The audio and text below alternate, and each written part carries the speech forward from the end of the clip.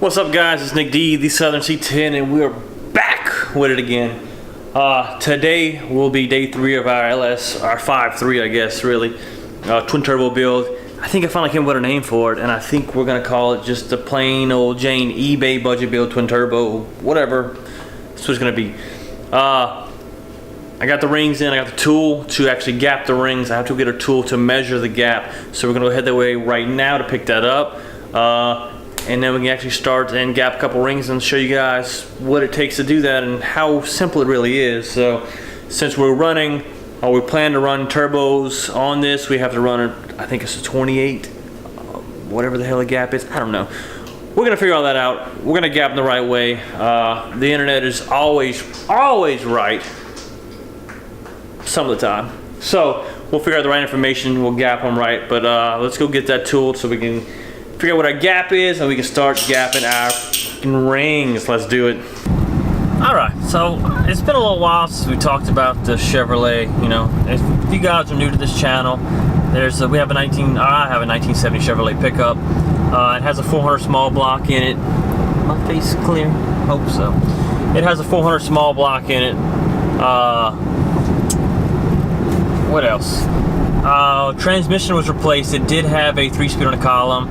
I replaced it with a 700 R4 automatic transmission. It's done a few things here. The truck's bagged now, but it's kind of getting the itch for some more power now. So that's why we're building this 5.3, twin turbo 5.3. We want it to be as budget friendly as possible. I did pick up a few things here that I think would be nice to replace that doesn't break, as far as the bearings, the piston rings, the oil pump. Probably put a new water pump on there too. I didn't have one when I got it. And then when I say budget friendly, guys, we're actually gonna go to pull apart our LKQ. We're gonna pull all the brackets for the alternator, the AC, just in case I do run AC in there one day, the power steering pump, probably get the alternator itself from pull apart. If it's messed up, whatever, it's 10 bucks, 15 bucks, you know, but if we catch one that's good, then hey, can't beat that. Once we get the bottom end done, the plan is to, you know, hopefully within the next couple of days, get all the pistons put in, get the crank put the cam in, timing chain on with the new oil pump and all that, get the whole bottom end pretty much set, ready to go. That way next week start working on doing our top end, you know. But this video is basically just for the, lately we've just been in the bottom end. This video is just going to be for our piston ring clearance today. All we want to do is make sure we're getting the right clearance, show you how to use the tool. I don't even know how to use the tool. It's the first time for me to use it, so this is a learning experience for me and hopefully a learning experience for you guys also. So we're going to use the tool, we're gonna grind the rings down, whatever we got to do, figure out how much gap we need to run boost, and we're going to send it, guys. So let's get the tool.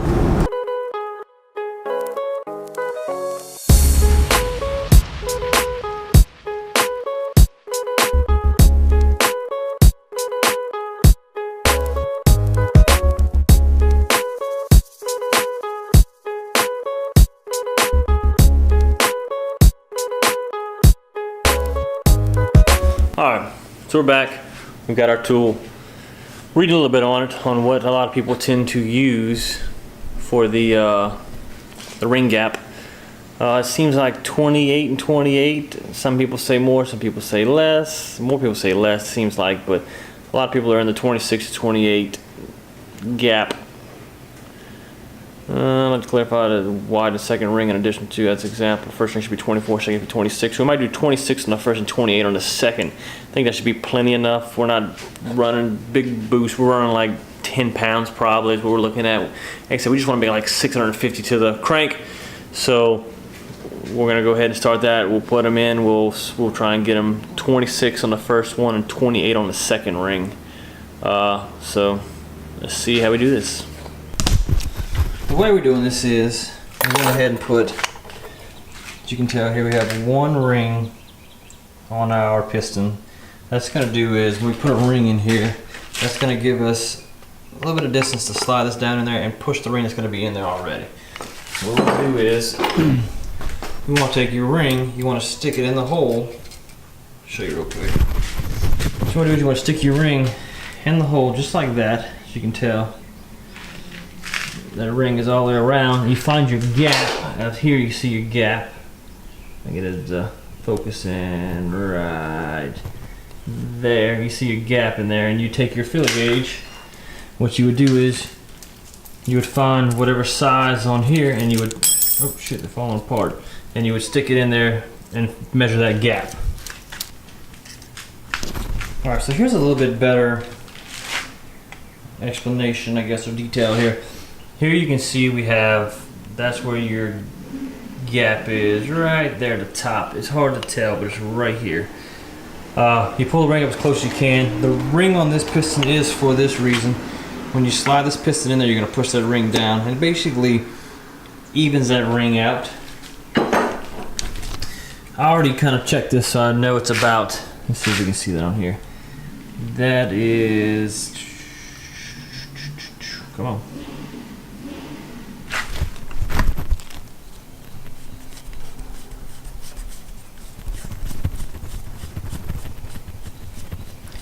There you go, 18 thousandths. So what we're gonna do is, you're gonna take this gauge here, you find your gap, and you wanna stick it in between your gap.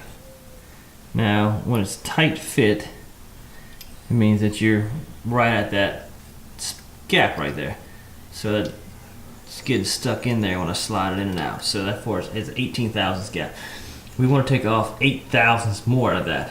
So what we'll do is, go ahead and pull it out. So we have this ring filer here. What you want to do is you want to use this ring filer. Set you up so you can watch me.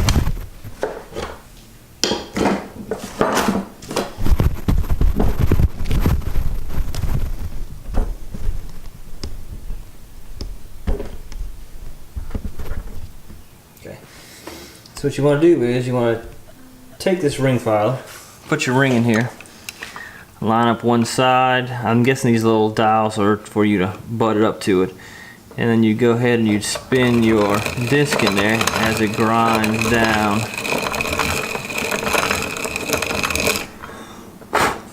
Okay, and you would take that, you'd go back, stick it back in your block, and remeasure it again. So I'm going to measure this one more time. All right, so we just got the first ring done. Go ahead and show you. Oh, shit. Go ahead and show you here. As you can see, there's the gap right here. This is a 26 thousandths, I guess, and it fits in there like a glove. So that's what you want. You want it to fit in there. You want it to be a little snug, which is kind of how that's fitting in there. And you can see the gap. There's the gap. So that's 26 thousandths. We're gonna do the bottom one now. The bottom one's 28, so we'll be taking a little bit more off of that one, but let's get to it.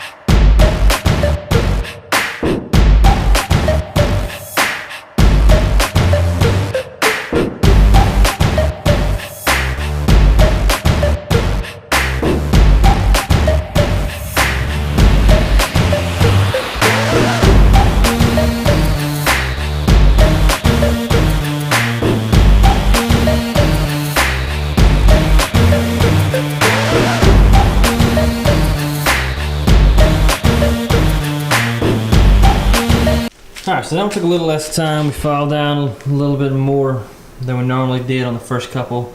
But as you can see here, there's the ring. This is a 28. So we'll go ahead and slide that on in there. And that fits in between there pretty snug. It might actually be 29 to be honest, but it's still pretty good. So we'll go ahead and we'll keep doing them each one of them. But that's pretty much the gist of it, guys. I won't be able to put the pistons in until I get a ball hone, so I can actually hone each one of these cylinders out. But until then, I'm gonna go ahead and work on each individual piston ring to get each one ready, man, because it's gonna take quite a bit of time. So let's get to it.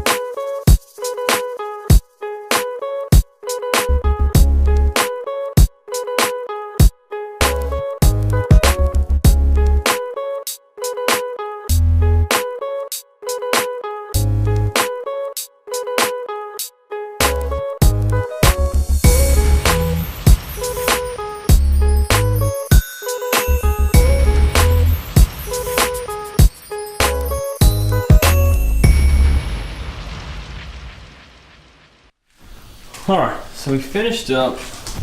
Man, it's hard to see. 1, 2, 3, 4 on one side only. We did the driver's side. All 4 of these are done. I'm going to go ahead and work on the other 4 on the other side. But for now, I'm just going to end this video because there's no point in showing you guys anymore. I can't do anything else once I get these gapped, so that's going to be the end of this. Alright, so I got some packages that came in, but I don't want to open them just yet on camera. It might not be a surprise to some of you guys, but I got a few new parts that came in, but I can't do anything until I finish up all my rings. I probably won't finish them. I will finish them tonight. I only got 4 more cylinders to go. Once that's done, I have to ball hone each one of the cylinders, or hone them, whatever it is with a ball hone. And then once that's done, I'll be able to start installing the pistons in one by one. So the next video you'll probably see is whenever I'm ringing the pistons and as I'm putting them in. So by then, everything should be, we should be getting close to having a short block by then. So next video, I'll unravel some of this stuff and show you guys what I have here. That's it for now, guys. It wasn't too bad. Just very, very time consuming if you noticed. It takes quite some time to freaking grind those rings down and get them the right gap. There are some tools that would make it a little bit easier, but like I said, this is a budget build. This is our eBay budget build, so everything I bought here is eBay also. So everything is eBay that I'm buying. I'm gonna order everything off eBay only, just so you know. And next video I'll actually have a cost breakdown for you guys. I want to do it now. I'm gonna do it next video. Break down the cost of everything I've spent so far. Block, rings, bearings, whatever it is, we're gonna break it all down and show you guys. So until next time, guys, peace out, take it easy. I am Nick D, the Southern C10. Like, subscribe, comment, do what you gotta do, guys. I will hit you guys back up. I do like to interact with some of you guys, so check me out on Instagram. I'll link my Instagram down below also, guys. Till next time, peace out.